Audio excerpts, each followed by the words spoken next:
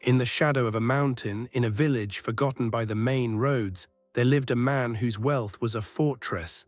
His name was Kael, and his estate sprawled across the valley, a kingdom of orchards, flocks, and most of all, horses. Kael's horses were his pride, his obsession. He bred them for speed, for power, for the gleam of their coats under the sun. They were status, living currency, a testament to his unassailable position in the world. And in that same village, in a hut that clung to the hillside, lived a boy named Arin. Arin's world was made of wind, worn stone, and want. His father, a woodcutter, had passed the previous winter, leaving Arin and his mother with little but a stubborn will to survive.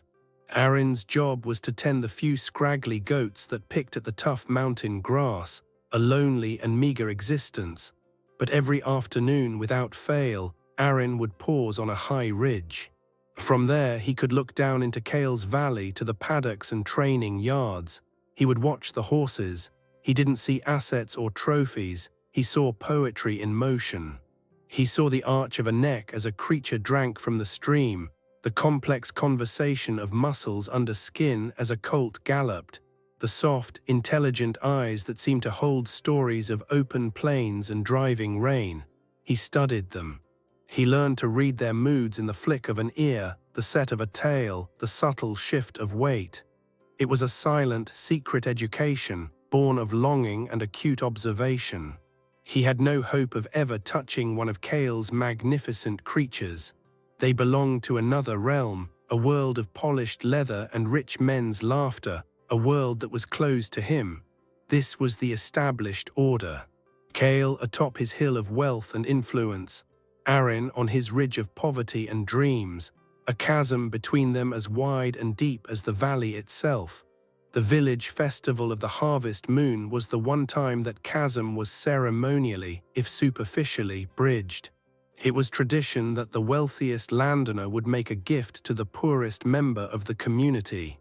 A gesture of goodwill, a nod to shared humanity, though often performed with an air of detached charity. This year, the village elder pointed a gnarled finger at Arin. The boy stood in his patched tunic, face pale but set, as the crowd parted between him and Kael. Kael, resplendent in a velvet jacket, stroked his beard, his eyes glinting with an idea that was less about charity and more about asserting a cruel truth. He would give the boy a horse. A murmur of surprise and approval rippled through the crowd. A horse, such generosity, but Kael's inner circle, the sycophants and stewards who knew him, exchanged knowing smirks. Kael led the procession, with Arin following, a mix of awe and dread in his heart, to the farthest paddock, the one near the marshy ground where the trees grew thick. There, standing apart from the herd, was a creature that seemed a parody of the equine form. The villagers fell silent. This was Kael's gift. The horse was tall, yes, but its frame was all angles and sharp bones, a coat that was a dull, matted grey streaked with mud and burrs. Its mane and tail were tangled nests. One ear had a noticeable notch, a relic of some long-ago skirmish, but it was the eyes that held people. They were not dull as one might expect. They were a fierce, deep brown but clouded with a stubborn resistance, a wall of mistrust so potent it felt like a physical barrier. The horse stood with its head lowered, not in submission, but in a posture of sullen, withdrawn defiance. Kael, with a flourish that was pure theatre, presented the laid rope to Arin. "A horse for a hard-working boy," he announced, his voice carrying. "Every creature has potential, does it not, with enough?" The unspoken words hung in the air. "This creature has none." The crowd's initial murmur turned into a mix of pity and suppressed laughter. They saw the joke. The richest man giving his worst possession to the poorest boy. It was a lesson in place. A reminder that some gaps could not be crossed, not by charity, not by hope. Arin's mother wept silent tears of humiliation, but Arin, after a moment of stunned silence, stepped forward. He did not look at Kael. He looked only at the horse. He saw the matted coat, the thin ribs, the defensive stance, but he also saw, with the eyes of someone who had spent years studying from a distance, something else. He saw the underlying structure. The long, clean lines of the legs, the deep chest that spoke of latent stamina, the surprising slope of the shoulder that hinted at a stride that could be fluid and long. He saw past the neglect to the architecture of the animal. And in those clouded, defiant eyes, he did not see stupidity or meanness. He saw intelligence that had been wounded, spirit that had been broken into sharp, defensive pieces. He took the rope. It was coarse and dirty. The horse Cinder flinched at the touch but did not rear or bite. It simply exhaled, a long, weary sigh that seemed to come from the very earth. Arin bowed his head, not in thanks to Kael, but in a strange, quiet acknowledgement to the animal. "Thank you," he said, his voice small but clear. Then he turned and began the long walk home, leading the ragged horse up the mountain path, the sound of fading laughter at his back. That first night, Arin had no proper stable. He led Cinder to the lean-to that had sheltered their goat. It was crude, but it offered protection from the wind. His mother was despondent. "That man shamed us, Arin. That beast is a burden." Arin shook his head. "He gave me a horse, mother." His approach was not one of domination or forced training. It was an offering of peace. He did not try to ride Cinder or even put a saddle on him. For the first week, he simply existed nearby. He would sit on a rock outside the lean-to, whittling a piece of wood, talking in a soft, steady monologue. He talked about the weather, about the stubbornness of the goats, about the way the light hit the peaks at dawn. He offered buckets of clear water and the best hay he could scavenge, placing them carefully and then retreating to give the horse space. Cinder watched him with that same wary, clouded gaze, but the defensive tension in his neck began, incrementally, to ease. The first breakthrough came on the 10th day. Arin, while brushing down the goat, found a particularly tender thistle and absent-mindedly held it out towards Cinder. The horse stretched his neck, nostrils flaring, and with surprising gentleness took the offering from Arin's palm. It was a moment of simple contact, absent of demand. Arin felt a surge of a feeling so profound it was dizzying, connection. He began to study Cinder with even more intensity. He noticed the horse favored his left hind leg slightly on uneven ground. He spent a day observing the hoof, finally seeing a small, deep-set stone bruise. With infinite patience, using a poultice his mother made from herbs, he managed to tend to it, Cinder standing still for the first time, as if understanding the intent was to heal, not harm. Arin combed out the tangles in his mane and tail, not as a grooming chore, but as a meditation, finding burrs and ticks and removing them carefully. The dull grey coat, under weeks of gentle brushing and better nutrition, began to reveal a hidden sheen, a smoky dappling that emerged like a painting being cleaned. But the true work was not physical. It was the work of dissolving the wall in the horse's eyes. Arin learned that Cinder was terrified of sudden movements from above, a remnant, perhaps, of a harsh trainer's whip. He was claustrophobic, panicking in tight spaces. Loud, gruff voices made him tremble. Arin adjusted his entire world. He moved quietly. He never approached from a dominant angle. He enlarged the lean-to. He sang silly, made-up songs in a soft voice while he worked. He was not training a horse. He was building a partnership based on security and mutual respect.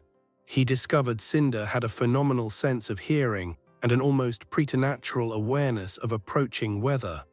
One afternoon, as Arin prepared to lead the goats to a high meadow, Cinder became agitated, stamping and snorting, refusing to leave the lean-to.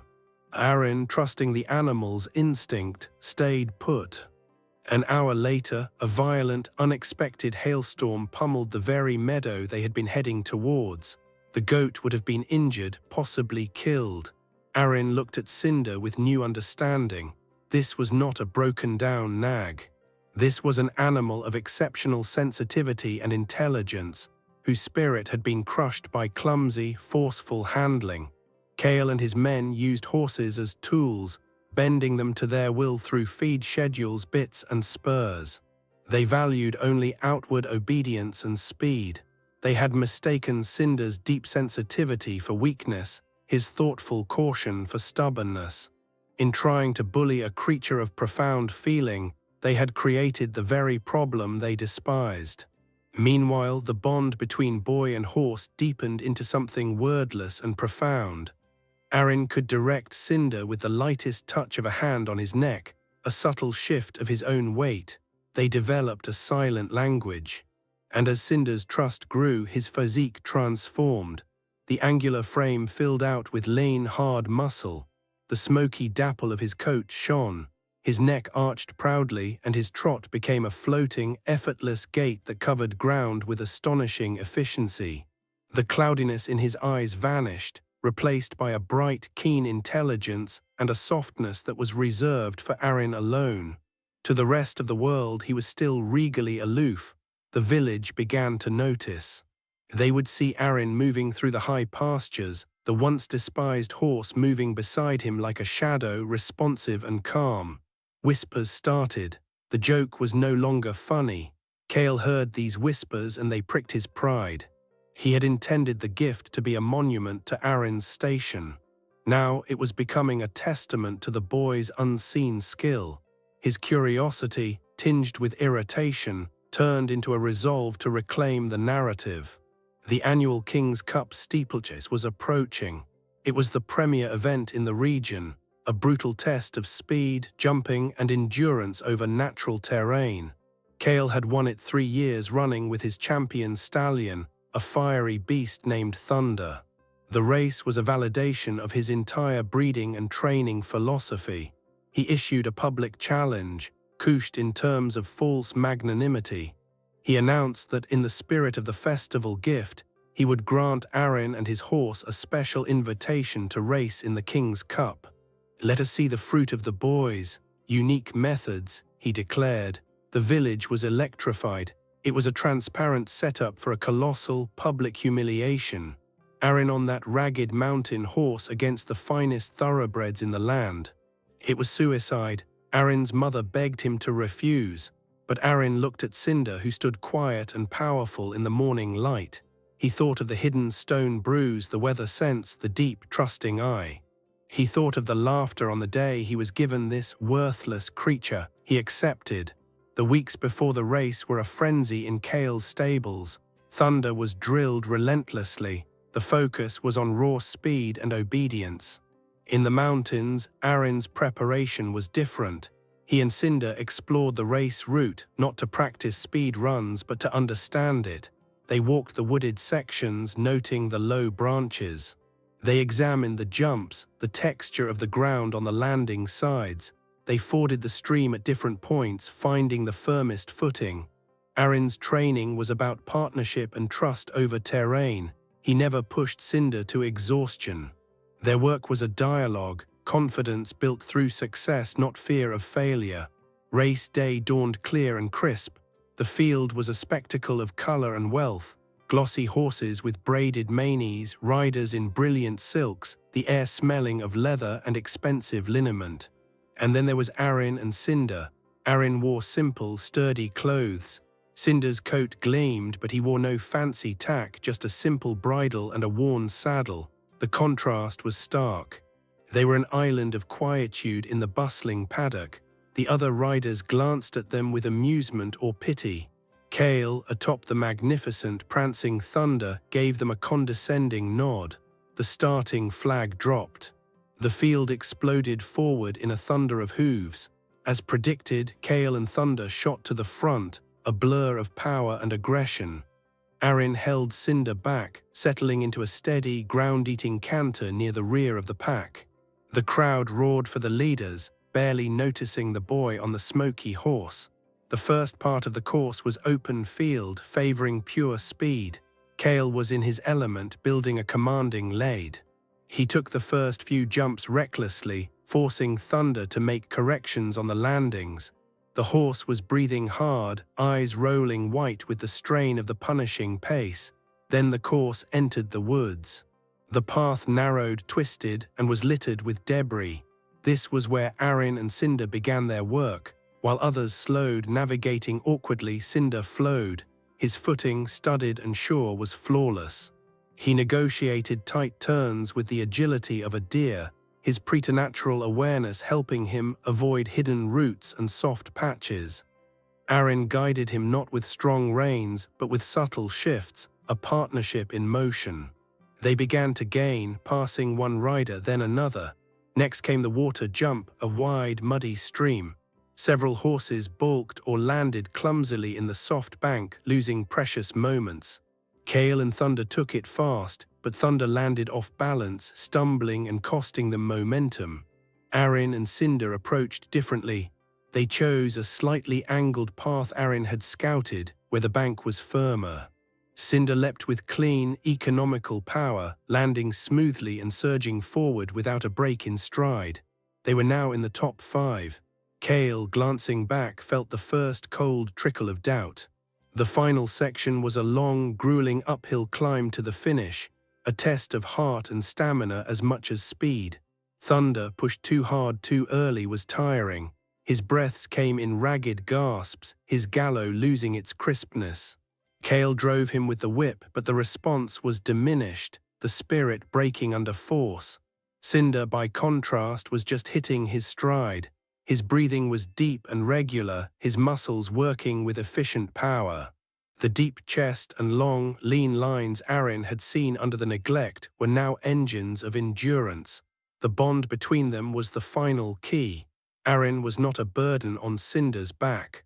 He was a part of him, his weight distributed perfectly, his movements in harmony with the horse's rhythm. He asked for more, and Cinder gave it willingly, not out of fear, but out of a shared desire to see this through. They swept past the fading competition. With a quarter-mile to go, it was just Kael's fading Thunder and the ascending Cinder. The crowd, sensing an impossible story unfolding, fell into a stunned silence, then erupted in a new, deafening roar. They were no longer cheering for the rich man and his champion. They were screaming for the boy and the horse that had been a joke. Side by side, the two horses strained up the final slope. Thunder, his noble head drooping, was running on courage alone. Cinder, his eyes fixed ahead, ears pinned flat, found another gear. It was not a burst of frantic speed, but a powerful, relentless acceleration that came from a place of untapped spirit finally, joyfully unleashed. He passed Thunder as if the stallion were standing still. He crossed the finish line first, his hooves throwing up clods of earth, Arin leaning low over his neck, not in the pose of a conqueror, but in the embrace of a friend. The silence that followed was absolute, then shattered into a cacophony of disbelief and burgeoning celebration. Kael pulled Thunder to a halt, the great horse heaving, lathered in sweat and defeat. He stared at Arin and Cinder, who were now slowing, turning in a calm circle. The transformation was complete. The ragged, sullen creature he had discarded now stood as a king among horses, radiant with health and power, nuzzling the boy who had saved him. The truth, the one no one had explained before, was laid bare for all to see. A horse's value is not determined by its pedigree or its price tag.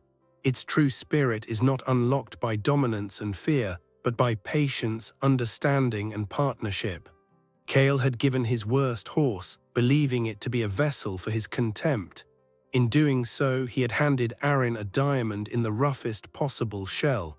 The boy, with his quiet courage and empathetic hope, had done the one thing the rich man never could. He had seen the potential hidden by pain, and he had loved it into greatness. The gift meant to humiliate had become the vehicle for a destiny neither could have predicted. Arin did not gloat. He simply patted Cinder's sweat-damp neck, his own heart too full for words. The victory was not over Kael or the other riders. The victory was the journey itself, the silent understanding between boy and horse, the proof that the most powerful transformations begin not with wealth or force, but with a simple, unwavering act of seeing what others have chosen to overlook. The story rippled out from that village, becoming a legend. It was a lesson about hidden depths, about the fallacy of judging by appearances, and about the revolutionary power of kindness over cruelty, of collaboration over command. It taught that sometimes the greatest treasures are discarded by those who lack the vision to see their worth, only to be found and cherished by those who have the heart to look deeper. And as for Arin and Cinder, they did not fade away. They became a team unlike any other, exploring the high mountains and distant valleys, a living testament to a bond forged not in a stable, but in the quiet, patient space of mutual respect. The rich man had mocked a poor boy with a gift of contempt, but in the end the boy and the horse had the last triumphant laugh, a laughter that echoed not with malice, but with the pure, clear sound of a spirit set free. If this tale of hidden potential and unexpected triumph resonated with you, consider the unseen value in your own world. What might you be overlooking? Let this story be a reminder. And to ensure you don't miss our next exploration of history's forgotten truths and incredible transformations, do us a great service. Plant your flag in our community. Subscribe to the channel. Give this video a like if it surprised you, and share this story far and wide, because sometimes the most powerful lessons come from the most humble beginnings, and they deserve to be heard.